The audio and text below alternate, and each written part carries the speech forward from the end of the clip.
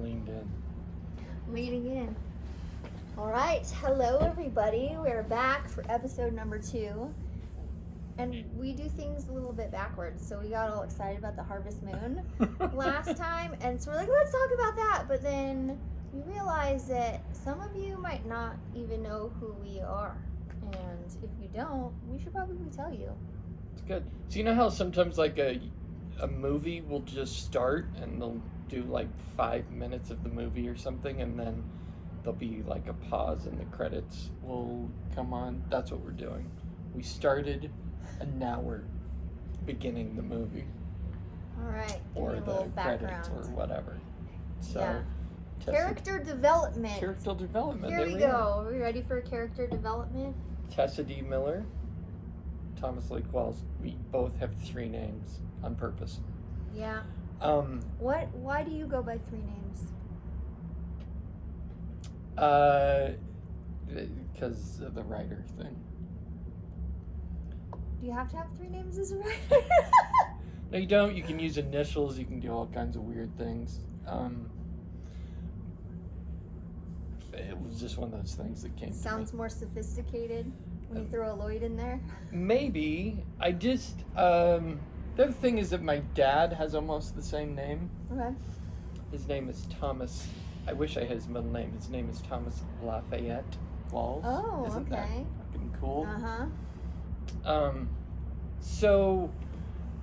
Yeah, anyway, so he's Thomas L. Wells. I'm Thomas L. Wells. So that would be Okay, so you needed to differentiate there. differentiate, because he may not want to be affiliated With you? with my art. People would be like, what? My dad's 86. So, there you go. Thomas Lake Wells. I don't know, it just like... And it it's flows. like, that's what I should do. Some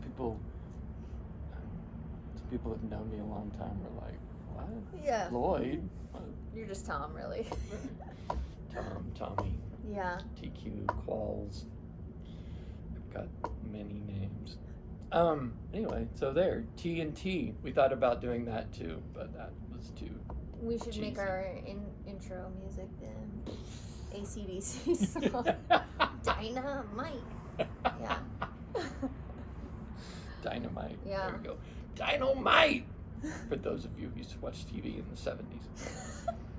Or just no AC/DC. I wasn't around in the 70s, but I know Right. AC/DC. Right. Yeah. Jimmy Walker. So my 3 name thing is my middle name is D, and that was my grandma's name. Sweet. And she died 2 weeks before I was born. Exactly 2 weeks. So all of my grandparents died before I was born. But that was the grandparent that was most talked about because of the proximity of birth and death and all of that. So I've always felt this connection to her, even though I never met her. So Do you think maybe you're her reincarnation? I could be. Wouldn't that be cool? Yeah. Maybe parts. I was talking to Deborah. Deborah is my hypnotherapist, who I made Tom go to because she's amazing. Made me go, you should put a gun to my head. You will. You will go here. Yeah, we had this interesting conversation about how, reincarnation, and to think that we just are reincarnated into the next person is kind of one-dimensional. So she was talking about how who knows, right? But a theory is that we're split into parts, and so we're I could be partly her reincarnated and partly someone else reincarnated. And I thought that was fascinating because I had never thought of it that way. So whether that's a thing or not, I don't know, but I like to think about it. It's a cool thing to think about. That's not something that people usually go to with reincarnation, but it makes sense in the sense of universal oneness, and the metaphor of the drop of water going down the river and rejoining the ocean. Yeah. Anyway. We're doing it again, though. We're supposed to be We are. introducing ourselves. This is what's gonna happen. This So will- if yeah. you like tangents, keep listening. Yeah. Do you want to go Otherwise, first? maybe Or go do you somewhere wanna else. go I think think you should, because we should probably talk about how we met. Should we talk about that first? No, Or because we have to set the stage of character development before scene one. Ladies first. All right. Ladies and gentlemen, Tessa D. Miller. Ooh, I feel like there should be some canned laughter, or not laughter, clapping. Okay. All right. Yeah. So my name is Tessa D. Miller. I am. Oh gosh, that's kind of hard to sum yourself up. And I was, thinking of all the normal epithets, but I'm a mom. I have a 5-year-old son. I have a business, a vintage furniture, clothing decor store in Reno, Nevada. But you should probably qualify, you were probably going to do that. I won't talk over you. But it's not like you're just a business owner. It's like the business is a piece of your personality. It's it's a manifestation of the things that you are. Yes. It's definitely a manifestation or extension of me. So it's not I don't just go into work and, clock in and do my thing and then leave. It's part of your why. It's you do this because you want to not just recycle things, but give things new life, show people that they don't have to live the way big corporate America, big bucks tells them to. Yeah, sustainability is really, really important to me. And I think saving things, old things, and giving them a new life is really a big thing. And, to circle back to the grandparents, all my grandparents died before I was born. So I didn't really get any heirlooms. I don't have stuff from my grandparents or great-grandparents, or there's nothing really passed down. So my mom came here when she was 18 from Korea with whatever she could pack in a suitcase. My dad drove out from Iowa with whatever fit in his car. So I don't really have anything that's nostalgic family heirlooms. So I guess when I saw people starting to throw that stuff away, I was like, what are you doing? That's got a story. Don't you even know? Not everyone has this connection. And I know, it's just stuff. But I believe stuff carries energy. And especially when someone really treasures something. If it was, that thing that, mom never wore and she just sort of hoarded it and threw in the back of her closet. Yeah, I can see getting rid of that. But yes, stuff has a story and an energy and a history, and I like preserving that stuff. And then you've got the sustainability factor we were just complaining before we started shooting about planned obsolescence, and how, if you don't know what planned obsolescence is, I need you to stop, pause right now, and then go either watch the story of stuff or just look up planned obsolescence. But it's gonna make you want to puke in your mouth, basically. If you don't know what it is, it's a real, it's greed personified. It's just concrete example we were talking about is I have a 2011 iMac, 27 inches, terabyte hard drive, 16 gigs of RAM, fast, capable, able to store everything I needed to. Works perfectly. Nothing wrong with it. Looks brand new. Except for that it's thicker than they make them now. And I tried to update the operating system and they won't do it. There's zero practical, real reason they won't do it except for the fact that they want me to buy a new computer. Mm-hmm. So that's one tiny example, but it's perfect, and that exists throughout capitalism. I think we should do a whole episode on planned obsolescence. Definitely. Okay. So more on that later. Yeah. So anyway, I'm a mom, an entrepreneur. I've been in business now for 15 years. I love it. Isn't that amazing? Yeah. 15 years. 10 with the nest. Nice. So crazy. But yeah, I don't know. It feels like, when you talk to people and you're like, oh, hi, what's your name? What do you do? I don't want to ask that question anymore.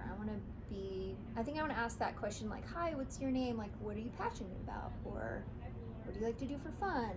Or something like that. Or just tell me something about it. Yeah, but it's like so ingrained that when I'm thinking like, oh, I need to introduce myself, I need to do the check marks. I'm a mom, I'm a wife, I'm a business owner, and like they have to be in a certain order, and you know, checking boxes and stuff. So I don't know, I'm so much more than that, but at the same time, I have never introduced myself really in another way, and so I'm kind of faltering here. I'm like, more on this as this development unfolds. Yeah. So how about we'll leave it at that? We'll go to you, and then we'll just see where it goes We'll talk from about the there. podcast because we have to talk about how we met and why we decided to do this. Totally. You're up. So, okay. So, hi, Thomas Qualls. Or Tom. Tommy. Or Tom. TQ. Tommy or Qualls or whatever you want to call him. Tomas. I am. Yeah. See, I have the same thing. My bio used to have a line at the bottom of it that I should put back in that said, "Once you define something, you kill part of it." One of my favorite poems of all time is from Pablo Neruda, and it's called "Too Many Names," and it talks about nobody is Maria or Pablo. These are just labels we put on things. The actor Stephen, oh my gosh, what's his last name? He played. Oh my gosh, I'm totally blowing this. But anyway, he said he's an English actor, and he said he doesn't ever put down actor or writer. He's like, I'm a human being who writes and I act and I direct and I do. Those are things that I do, but I'm all of these different things. So that's sort of me. I write. I now do a podcast. I do video storytellings. I'm also a parent and a partner, and I'm a licensed attorney. And what else? I'm a bike rider, or a runner. I used to travel before I became a dad. So there's lots of things. I'm a thinker, which is a good and bad things sometimes. Mm-hmm. So, yeah, at one point I wrote, I'll just move into this next phase. Let's do it. I wrote, I used to write a lot of essays online, still do some, but I started writing for local magazine, Reno Tahoe Tonight. It was produced by our friend Oliver X, our mutual friend. Shout out to Oliver. Shout out, awesome. Oliver. And one day I was in Tessa's shop. I didn't know her, but I used to go in there periodically, and she just walked over to me and said, "Hey, I saw you in the shop, and I wanted to let you know that I read your column, and I think it's great." And so we became friends. Like that. And then for a while, it was like I would just get an urge to go to the Nest, Tessa's shop, and then I would go there, and she would be there, and I would sit at the counter, and whatever would come up, and oftentimes she would be like, "I just read your thing, and it was perfect because I was thinking about that same thing. I was having an issue." Anyway, my point is there was all these synchronicities with this. And sometimes I would know that I was out of flow because I would stop in the Nest and Tessa wouldn't be there. And I'd be like, well, what do I do now? Clearly, I got to get my stuff together. Anyway, you want to add to that? That was it. That was it in a nutshell. I mean, I really enjoyed your column, and I like your newsletters now too. But what I loved about it was I always picked it up right when I was supposed to. When I was like, something's going on, and I need some advice, and I would kind of ask the universe, help me in this situation, or what's going on right now, or whatever. And then, a copy of Reno Tahoe Tonight would end up in my hands. And I would read the column, and every single one always spoke to me. Nice. Yeah. That's so cool. So I really enjoyed that, not only for like the information, but just the synchronicity of it. I always knew that, like, you know, if I picked one of those up, if I saw it, then I was in the right place at the right time, doing the right thing, and that helped me just feel kind of more connected to myself and my intuition, but then also to others. You know, like I'm picking up what is being put down, and then to have that like reciprocity, knowing that someone else was kind of like in that same energy frequency, was really cool. Really cool. So then you came to me at some point. You were a guest on a podcast, right? Yes. Mm-hmm. And then shortly after that, we met for something, and you were like, "We should do a podcast. We could totally do that. I saw what they did. We could totally do that." Yeah. And so we tried. Yeah. How many episodes do we have that are just like sitting there somewhere that are now totally outdated? Here's the problem. We couldn't get the back end figured out. And keep in mind that this was, how long ago was this? So a year ago. So we started in September last year. Okay. So there's things now like Anchor, which is what we're doing our podcast on, that just make it super easy. But before, there wasn't that stuff. So there was a lot more sort of like finagling and like, how do we record this and how do we get this and getting logos and all this stuff. And I think we both at the same time hit some sort of roadblock there with just not being able to like push through and get those specific things done. But we always like to talk, so we recorded a whole bunch of podcasts but then never uploaded them. And then it was like, well, what are we gonna do with these? Like, we need to like buckle down, get all the back end stuff figured out. And then Anchor sort of like dropped in our lap that made everything so much easier, where we're like, oh, okay, we can totally do this now. So Keep in mind too that like we both have jobs and we're both parents, and Yeah. there's a lot of other things to distract us from finishing our podcast, yes, putting it out. Yeah, absolutely. We're not just deadbeats that can't figure out how to do podcasts, but And then, in fairness, 8 or 9 of those months, global pandemic, sky falling literally here. here's the synchronicity, emergency. Right. We're outside, and so you're getting all the Midtown noise. Yeah, but you know what? Chris Ryan has like hundreds of thousands of followers, and he does podcasts outside a lot.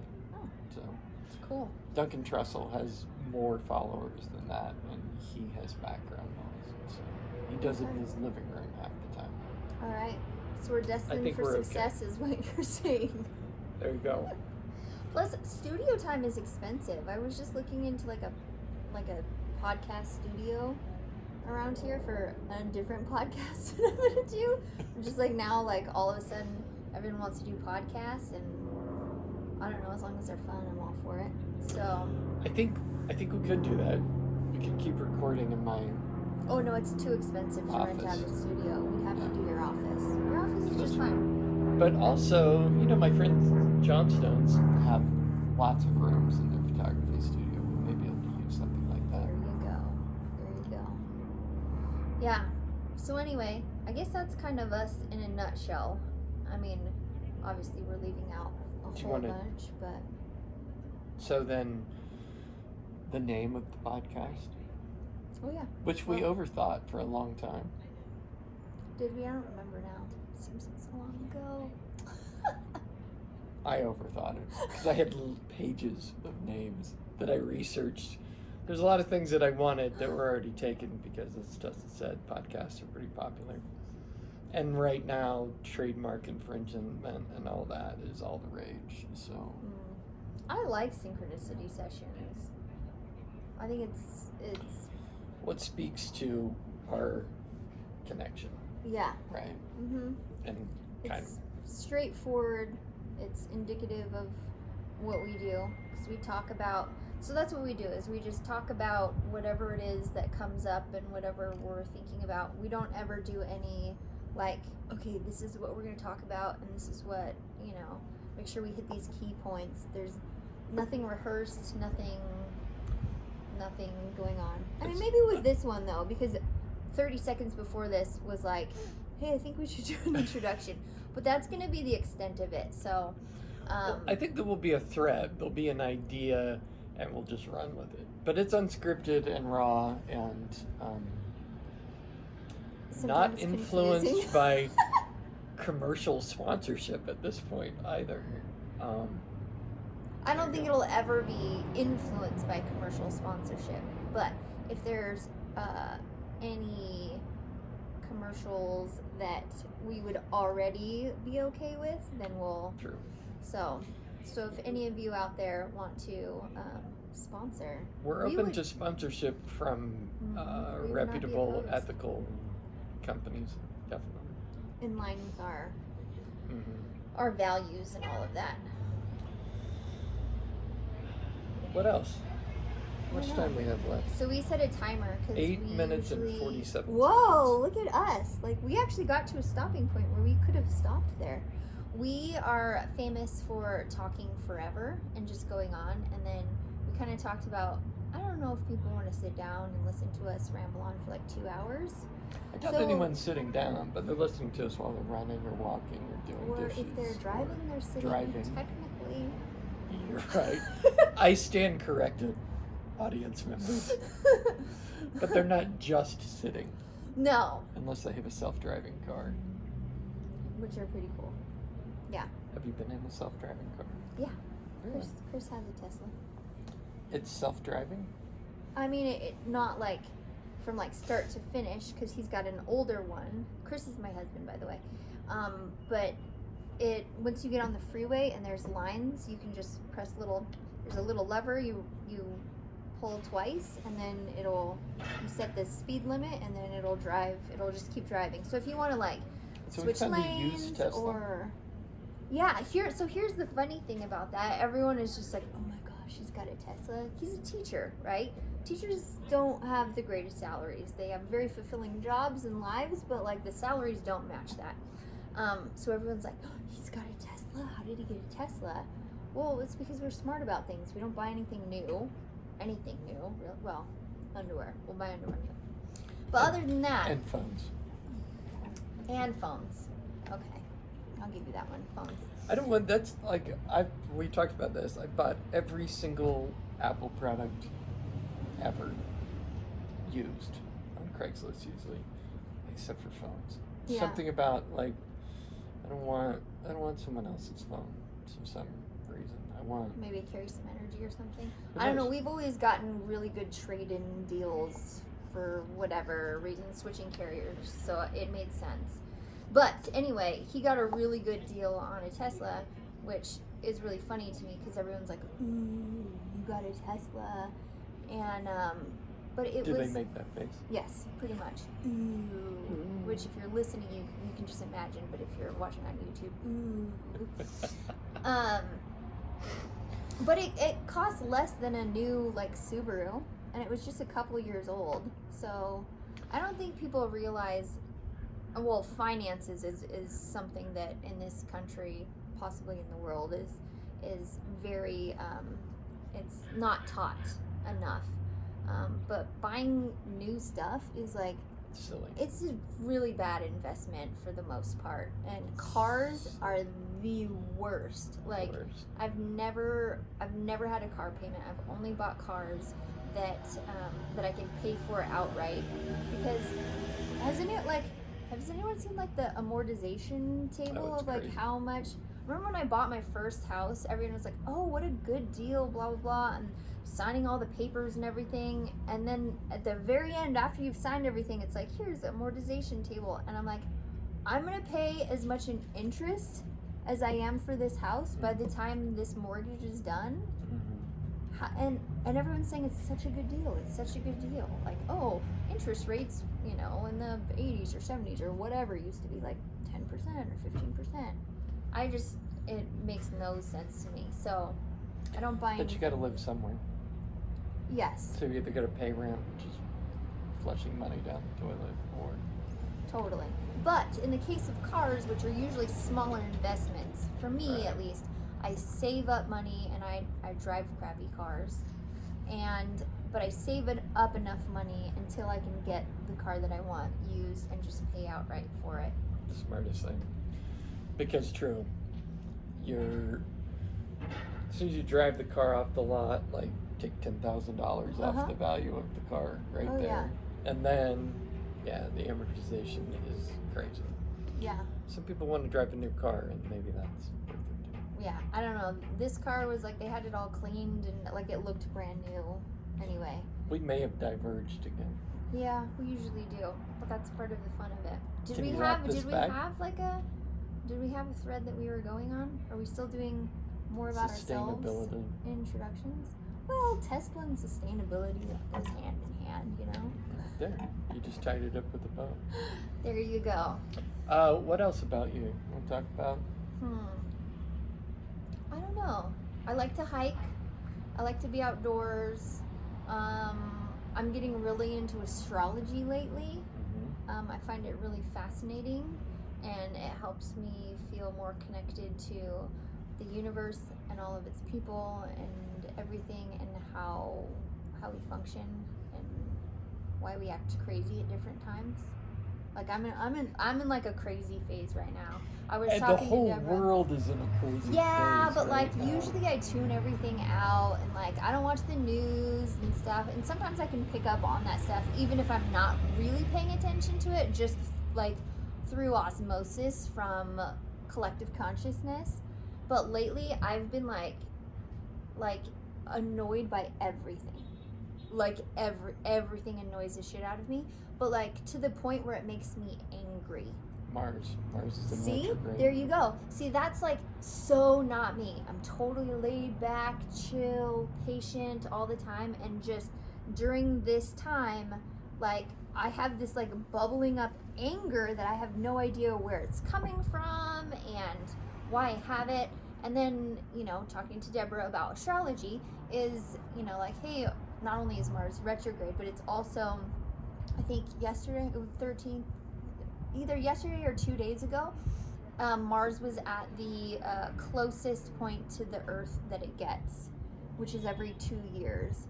So like, Things like so everything. Mars is like the warring planet. It's like the god of war and sort of aggression, confrontation, all of that. So that was really helpful for me with astrology to be like, oh, well, that's not just like me losing my shit. Like there's some explanation for it, and that helps me give myself a little bit more grace.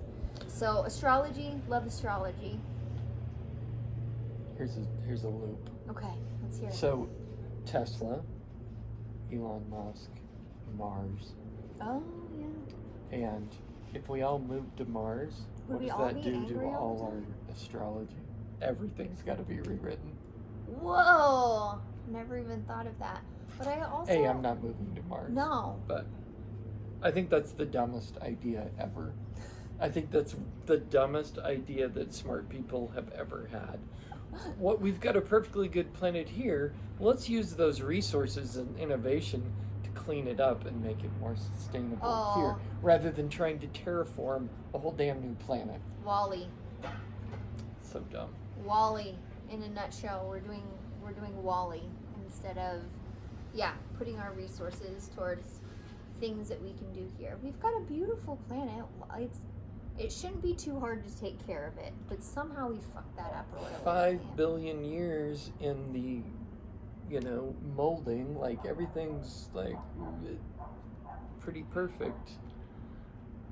So we Until would go us. somewhere else and try to figure that out. Yeah, like we'll that's like fuck up we're that place like we're too. smart. It won't take too long. So on that positive note, we're going to end this. Ooh, we've got 30 seconds left. We need to put a jolt of positivity in at the end there. Yes, we do. Yeah. Anything coming to We'll get back to you when Mars is not in retrograde anymore. Right. Stay tuned for something positive. I got a new phone that's positive, but it's not all that sustainable.